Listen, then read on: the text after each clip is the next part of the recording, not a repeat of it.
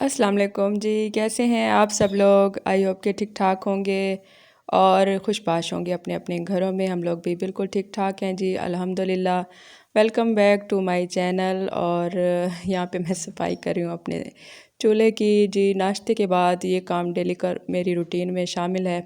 आप सब लोग भी अपने घरों में ज़रूर करती होंगी। तो ये मैं सफाई कर रही हूँ चूल्हे की, अच्छे से ग्रीसी हो जाता है और यहाँ पे काम करना बहुत ही मुश्किल हो जाता है। जब तक इसकी सफाई ना हो दोपहर का खाना बनाना मुश्किल हो जाता है। तो मैं ये लगी हुई थी इसकी सफाई में जी। और स्टार्ट करते हैं जी अपना आज का व्लॉग। अपने दिन की रूटीन आप लोगों के साथ शेयर करती हूँ, मेरे साथ रहिएगा जी आप सब लोग।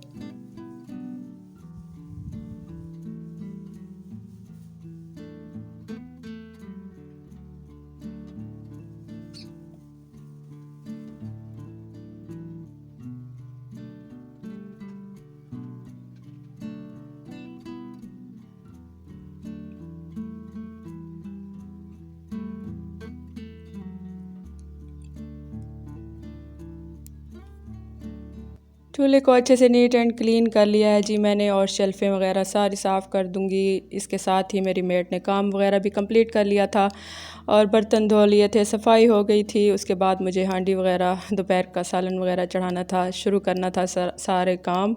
और बच्चे स्कूल गए हुए थे और बड़ी बेटी मेरी यूनिवर्सिटी गई हुई थी। जो बेटी मेरी एकेडमी जाती थी।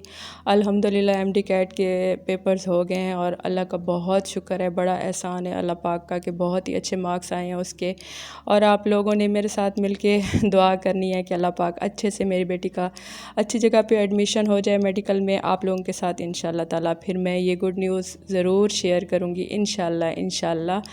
तो वो सोई हुई थी। हम बच्चे जब इस कदर मुश्किल रूटीन से निकलते हैं ना, क्योंकि इस कदर टफ़ पढ़ाइयाँ हैं आजकल की बच्चों की, तो उसके बाद जब पेपर्स वगैरह दे के बच्चे फ्री हो जाते हैं तो मेरी कोशिश होती है कि मैं बच्चों को डिस्टर्ब ना करूं। जितनी देर तक बच्चे सोते रहें, जब भी उठते हैं मैं उनको नाश्ता वगैरह बना कर दे देती हूँ, क्योंकि बहुत हेक्टिक रूटीन होती है। बच्चों की पढ़ाइयाँ इस कदर सख्त हैं और धड़ाधड़ बच्चों की जो पढ़ाइयाँ जारी होती हैं। उसके बाद जब बच्चे फ्री होते हैं तो फिर उनके लिए रेस्ट बहुत ज़रूरी होता है। तो ये यहाँ पे तकरीबन 12:30 हो गए थे। मेरी बेटी आई थी सोने के बाद उठी है तो नाश्ते के लिए आ गई थी। तो मैं उसको यही कह रही थी कि बहुत देर कर देते हो, मैं सफाई करने के लिए खड़ी रहती हूँ आपके लिए, क्योंकि नाश्ता का काम कंप्लीट हो तो फिर मैं सफाई वगैरह करूँ। तो खैर मैं उसको चाय बनाकर, जब भी उठती है तो मैं उसको नाश्ता ज़रूर करवाती हूँ, चाहे जितनी भी लेट बच्चे उठें। तो यहाँ पे मैं चाय चढ़ा रही थी, उसको चाय दे दूँगी। साथ में फ्रोज़न पराठे रखे हुए थे मेरे पास, तो उसने कहा कि मुझे एक ही पराठा बस फ्राई ये बना कर दे दें तो मैं चाय के साथ खा लूँगी। उसको मैं बना कर ये दे दूँगी, चाय भी दे दूँगी, और उसके बाद दोपहर का खाना वगैरह स्टार्ट करते हैं।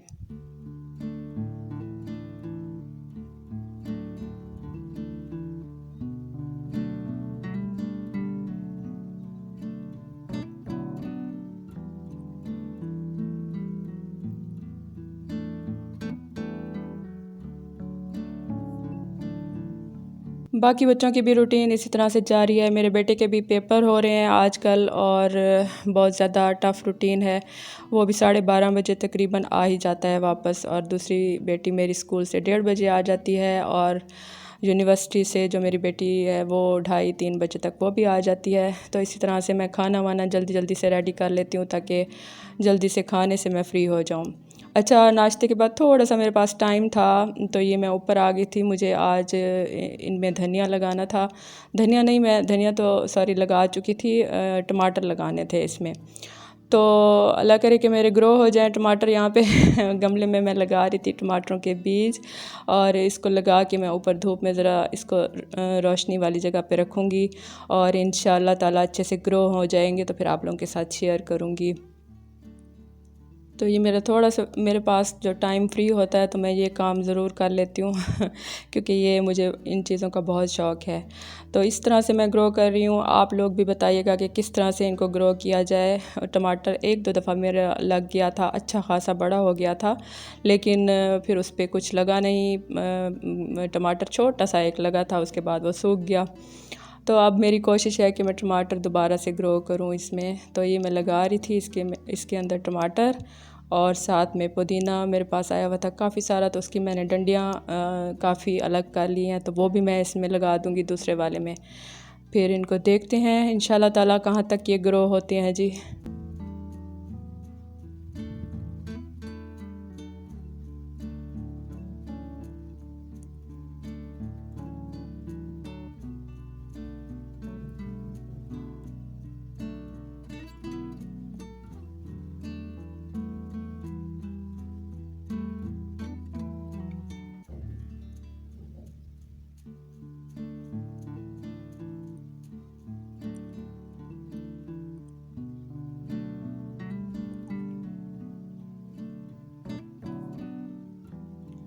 अच्छा, ये साथ ही इसमें मैं पुदीना लगा रही हूँ। पुदीने की डंडियाँ मैं ऐसे ही जस्ट इसमें लगाती जा रही हूँ और इसको पानी दे के रख दूँगी। थोड़ी सी हल्की हल्की जहाँ पे धूप आती है, डायरेक्ट धूप में भी इसको नहीं रखना, तो इंशाल्लाह ताला ग्रो हो जाएगा।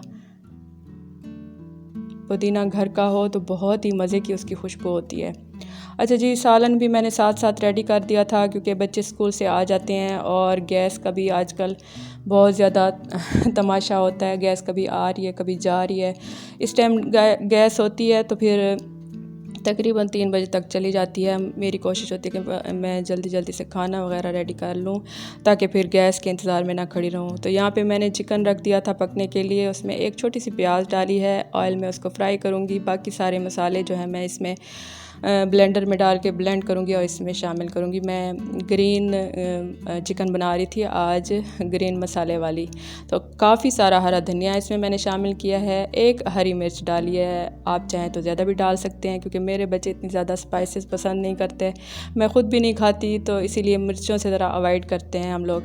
अच्छा जी, हरी मिर्च एक डाली है, लहसुन डाला है, टमाटर डाले हैं और इनको सारों को मैं कर दूँगी ब्लेंड और उसके बाद डाल दूँगी इस चिकन में।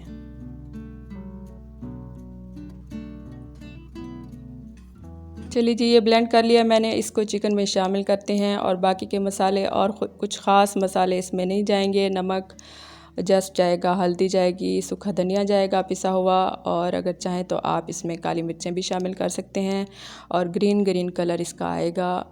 थोड़ा सा डिफरेंट स्टाइल में बना रही थी क्योंकि डेली चिकन बना बना के भी हम थक जाते हैं और रोज़ाना ही एक ही चीज़ बन रही होती है, तो मैं फिर थोड़ी सी वेरिएशन उसमें करती रहती हूँ कि चिकन आज कौरमा हो गया, आज ग्रीन चिकन हो गया, आज कढ़ाई होगी, तो बच्चे भी इस तरह से शौक़ से फिर खा लेते हैं। अच्छा जी, मैंने इसमें नमक और हल्दी जस्ट शामिल किया है और इसको सुखाने के लिए मैं थोड़ी देर हल्की आंच पे रख दूँगी दम पे, ताकि चिकन भी गल जाए और मसाला भी अच्छे से इसमें रच बस जाए।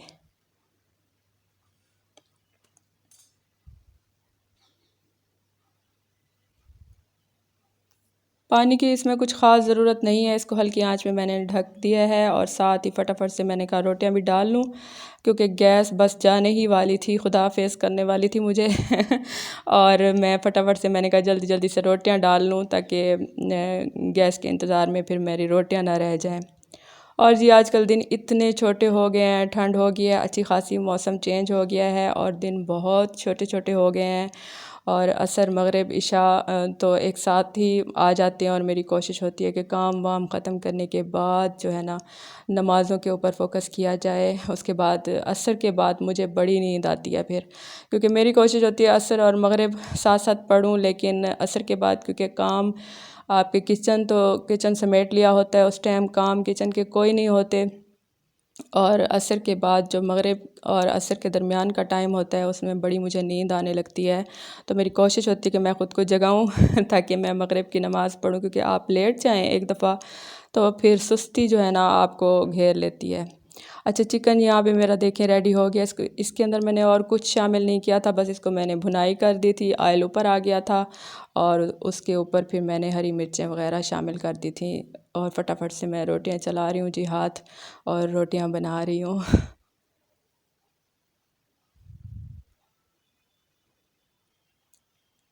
और ये हमारी चिकन की फ़ाइनल लुक। हरा धनिया क्योंकि ऑलरेडी इसमें शामिल है और टेस्ट बहुत अच्छा हरे धनिया का इसमें आ रहा था, इसीलिए मैंने और ऊपर से शामिल नहीं किया। हरी मिर्चें जस्ट काट के ऊपर से शामिल किए हैं और बहुत मज़े का बना था, बहुत ही डिफरेंट स्टाइल में बना था। आप लोग ज़रूर ट्राई कीजिएगा अगर आप लोगों को पसंद आए तो।